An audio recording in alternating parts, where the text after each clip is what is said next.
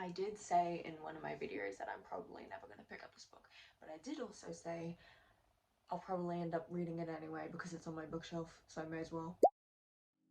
Hello everyone, welcome back to my channel. Finally, I have not posted in a very long time. I have been in a reading slump. I'm not gonna say whether I am out of it or not because I do not want to scare the urge to read away. So here is my June reading wrap up, and when I mean June, I mean June. Because I have been in a reading slump, I have not been reading much. I had read a couple books between February and the beginning of June, and then the urge to read came back. So these books here aren't just the books that I read in June. In reality, this is my reading wrap up since the last time I did one of these because I've been in a reading slump and haven't been reading a lot at all. So let's go through them, shall we? First book we have is Five Brothers by Penelope Douglas. I rate this book 2 stars. I think this book may have started my book slump. I do also think what started my book slump was the ending of Onyx Storm, knowing that I can't read the next book yet because it's not even been written. Both the devastation of that and this book combined, I feel like made me go into a reading slump. I was in agony reading this book, honestly. I remember when it first came out and everyone was talking about it, but I don't remember anyone raving about it. I just remember people mentioning it being a new release, and that's it. And I understand why. Obviously, this is just my opinion on the book, but I did not like it. I think there were so many unnecessary things going on. Every single character in here, I think, has pissed me off in some way. One way or another, they've pissed me off. Some things, it didn't make sense. It didn't make sense. First of all, why is it called Five Brothers when she only sleeps with 4 of them? Isn't that a bit misleading? I went into this thinking it was reverse harem. No, but after finishing Onyx Storm, I just wanted something easy and spicy to read. I mean, I finished it, so hence the 2-star rating instead of 1 star. It was entertaining enough for me to finish the book, but I was not enjoying a large majority of it. Next book we have is The Spell Shop by Sarah Beth Durst. I gave this book 4 stars. This was the book that my best friend and I were going to buddy read, and then she betrayed me and started reading it before me. It took me a while to finish this book because I was in a reading slump, but it was very cute and cozy. I did see someone say that this book is like playing a cozy farming game on your Switch or something. And I have played a lot of cozy games on my Nintendo Switch, so I fully agree. She's a librarian, it's witchy, it's cozy, there's magical plants, mythical creatures. If you are into cozy fantasy, I highly recommend this book. Next book we have is Scythe and Sparrow by I don't know how to say her name. I'm so sorry. 5 stars. 5 stars all round. I love this series. I did mention that I was reading this in one of my past videos. I read this not long after it came out. This is the final book in the Ruinous Love trilogy, and there's another book involved with the Ruinous Love trilogy coming out.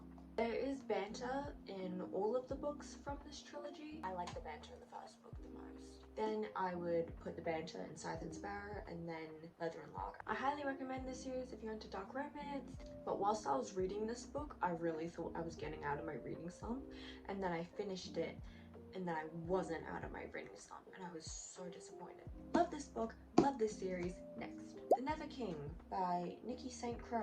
Very spicy, very spicy. I forget what I rated this. I think 4 stars. I wanted to read this series for a very long time. I literally said in my review, is it good? Probably not, but it's very entertaining. It's the first book in the Never King series, I think.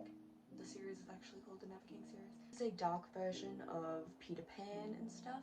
The female main character is Wendy's granddaughter, great-granddaughter. On her 18th birthday, she gets kidnapped by Peter Pan, taken to Neverland, and it goes on from there. Pretty sure this book ended on a cliffhanger. I do want to read the second one. My sister has the second one, but there's still a bookmark in it, and I don't want her to accidentally lose her place. So I think I will buy the rest of the series myself. I plan to anyway, because I need them like little trophies on my shelf. This is a short little novella. It's very quick, very easy, hence why I read it, because I wanted to read, but I didn't want to commit to a full book, and I read this within a day. You're into dark, spicy books? here you are. And then I did not read for a very long time. And then I picked up Icebreaker by Hannah Grace. I rated this book 3 stars. I again was just trying to get back into the mood of wanting to read, and so I was like, I know this is full of spice, let's just get something simple, spicy, and read that. Got about halfway through, thought I was doing great, and then I lost the urge to read again. But when I finally did pick it up again, I finished the second half within a day. Did I love it? No, but it helped me get out of my book slump, so I think this was the first book that I finished in June, so from here on it actually is my June reading wrap up. Next we have The 7-Year Slip by Ashley Poston, again, don't know how to say names. I rated this book 5 stars and I just loved it. Read it in a day. It is so good in my opinion. Any contemporary world where there's like a little bit of magic and a little bit of whimsy, love. Where's Molly by H.D. Carlton?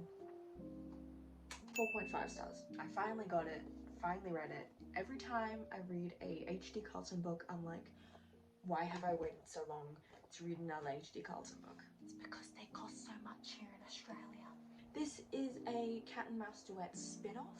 Basically, it's about Molly. If you have read the cat and mouse duet, you know who Molly is. Also, I just love H.D. Carlton's covers. Like, look at that. Doesn't that look snazzy?